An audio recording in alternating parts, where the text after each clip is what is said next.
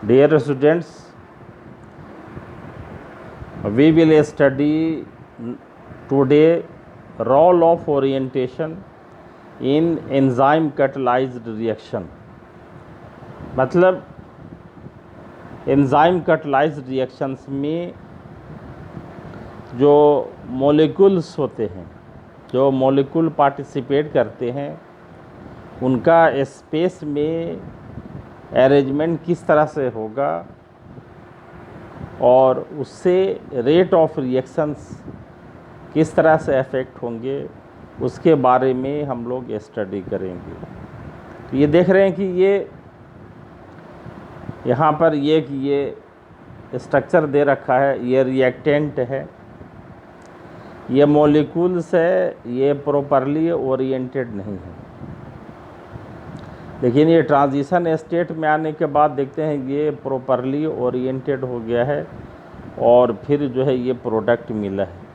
उस तरह से ये कुछ रिएक्शंस यहाँ पर हम लोगों ने लिए हैं, जिससे ये 3 तरह के रिएक्शंस हैं। एक तो इंटरमोलिकुलर रिएक्शन है, इसमें देख रहे हैं कि ये 2 अलग अलग जो है वो रिएक्टेंट हैं और फिर जो है ये ट्रांजिशन स्टेट बनता है और फिर इधर ये रिएक्शन आगे होता है। इसमें देखते हैं कि ये एक ही मॉलिक्यूल है, इसमें रिएक्शंस होता है और फिर जो है वो प्रोडक्ट बनता है। फिर तीसरा एंजाइम कैटलाइज्ड रिएक्शन है। यहाँ पर देखते हैं कि ये एंजाइम है और सबस्ट्रेट है और फिर ये आगे रिएक्शंस होता है। तो ये 3 तरह के जो है वो केस हुए यहाँ पे। अब देखते हैं कि सबसे पहले जो बेसिक पॉइंट है, ये जो एंजाइम कैटलाइज्ड रिएक्शंस है या दूसरे कोई भी रिएक्शंस हैं, ये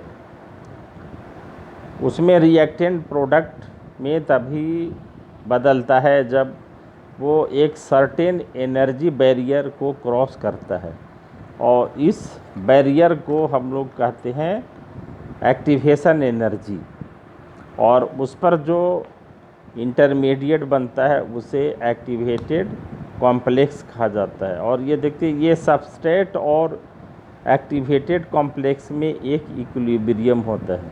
अब देखते हैं यहाँ पर ये जो स्ट्रक्चर यहाँ पर ये लिया गया, यहाँ पर देखते हैं कि अगर जो कैटलिस्ट ले लिया गया एंजाइम के फॉर्म में, तो इसका एक्टिवेशन एनर्जी कम हो गया है। अब देखते हैं कि मेन जो इम्पोर्टेंट टॉपिक यहाँ पर हमारा है कि ये देखते हैं यहाँ पर ये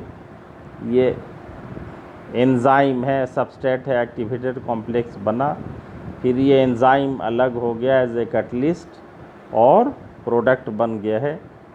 तो ये कैटलिस्ट का ये क्वालिटी है कि एट लास्ट ये अनरिएक्टेड जो है वो बचा रह जाता है। अब हम लोग देखते हैं कि ये जो मेन जो प्रॉब्लम है वो जो रिएक्टिंग मॉलिक्यूल्स है, एंजाइम कैटलिस्ट में एंजाइम है एंड सबस्ट्रेट है, तो इस पर जो इसमें जो ग्रुप्स होते हैं, जो एक्टिव साइट होता है और सबस्ट्रेट होता है, उसमें जो फंक्शनल ग्रुप होते हैं वो किस तरह से ओरिएंट होते हैं और उस पर रेट ऑफ रिएक्शंस का किस तरह से इफेक्ट होता है। तो हम लोग देखते हैं कि ये कोई भी एंजाइम सबस्ट्रेट अगर एक साथ जो है वो एलाइन होते हैं, तो इसमें जब ये वो पास में आते हैं तो एक जो है वो इनका जो ज्योमेट्री होता है वो प्रॉपर होता है और जिससे क्या होता है, रेट ऑफ रिएक्शन इंक्रीज़ हो जाता है। और इस केस में जो कि वो एक ही मॉलिक्यूल यहाँ एक्टिवेटेड कॉम्प्लेक्स बना है, तो यहाँ रेट जो एंट्रोपी है वो सिस्टम का वो डिक्रीज़ हो जाता है। दूसरी चीज़ यहाँ पर क्या है कि ये जो अगर कंसंट्रेशन जो इंक्रीज़ होगा रिएक्टिंग सब्सटेंस का, तो रेट ऑफ रिएक्शन इंक्रीज होगा, क्योंकि इसमें जो एक्टिव जो कोलिजन्स हैं तो उनकी संख्या ज़्यादा हो जाती है और इस तरह से हमें ये प्रोडक्ट प्राप्त होता है। अब एंजाइम कैटलिस्ट में जो बाइंडिंग रिएजेंट है वो एंजाइम के जो कॉन्फॉर्मेशनल जो अरेंजमेंट है उसको रिस्ट्रिक्ट कर देता है और इससे क्या होता है कि ये सिस्टम में एक प्रॉपर ओरिएंटेशन हो जाता है और एक दूसरे के ये पास में आते हैं। इससे क्या होता है कि कोलिजन जो है वो क्या हुआ, ये की संख्या बढ़ जाती है और ये रेट ऑफ रिएक्शन इंक्रीज़ हो जाता है।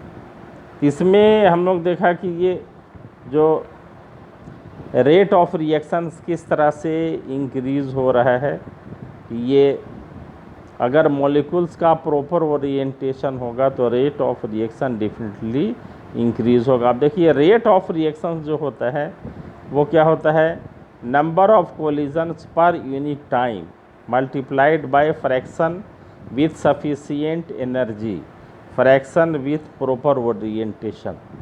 मतलब क्या है कि कोई भी रिएक्टेंट है उसमें number of collisions per unit time कितना है और वो एक्टिवेटेड कॉम्प्लेक्स में जो है वो कितने मॉलिक्यूल्स जो है अप्रोच वो वहाँ पर प्रेजेंट हैं और फिर क्या है कि कितने ऐसे मॉलिक्यूल हैं जिनका जो है वो प्रॉपर ओरिएंटेशन है। तो इस बेसिस पर हम लोग देखते हैं कि अगर ओरिएंटेशन इनका प्रॉपर है तो rate of reaction differently increase होगा। अब दूसरी बात ये कि ये दो तरह से इसको हम लोग समझा सकते हैं, एक तो इंटरमोलिकुलर रिएक्शंस और इंट्रामोलिकुलर रिएक्शंस में, और दूसरा वो है उसमें डिफरेंट सबस्ट्रेट्स का जो अरेंजमेंट होगा स्पेस में उस तरह से।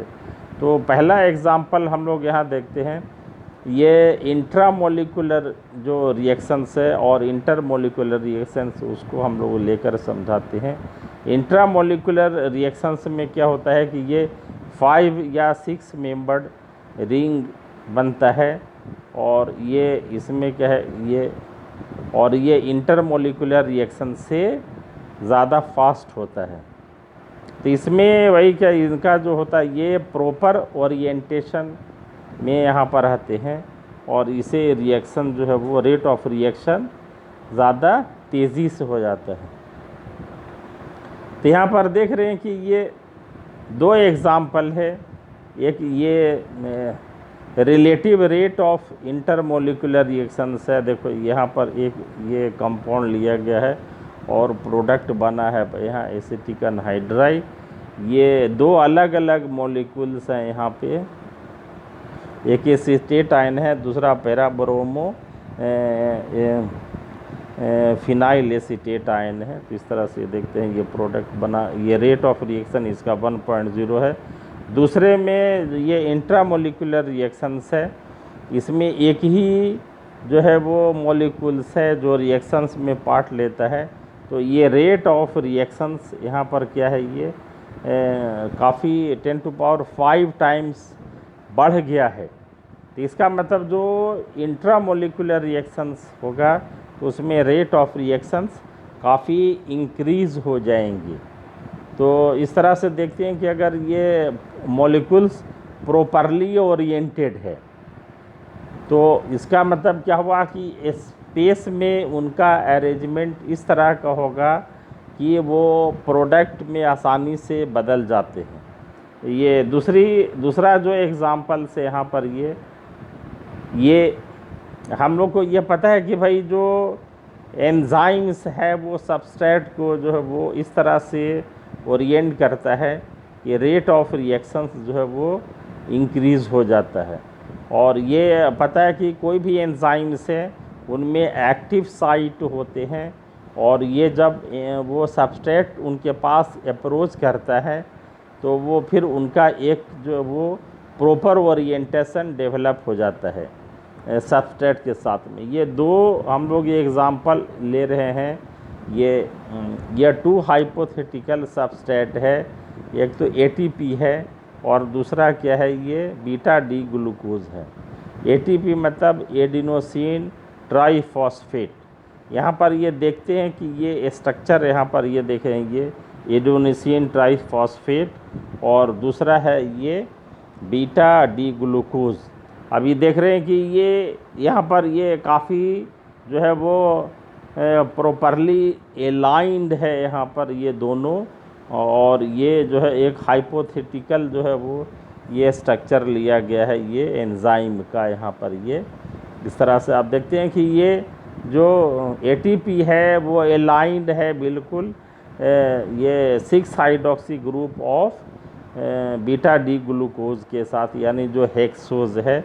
तो इस तरह से हम लोग ये समझा सकते हैं कि कोई भी रिएक्शंस में अगर स्पेशली एंजाइम कैटलाइज रिएक्शंस में अगर जो है एक्टिव साइट्स प्रॉपरली ओरिएंटेड होगा तो वो डेफिनेटली रेट ऑफ रिएक्शंस जो है वो फास्ट होगा इन कंपैरिजन टू जहाँ मॉलिक्यूल्स ये प्रॉपरली ओरिएंटेड नहीं है। तो ये 2 एग्जांपल हमने देखा है। तो याद ये, थैंक यू वेरी मच।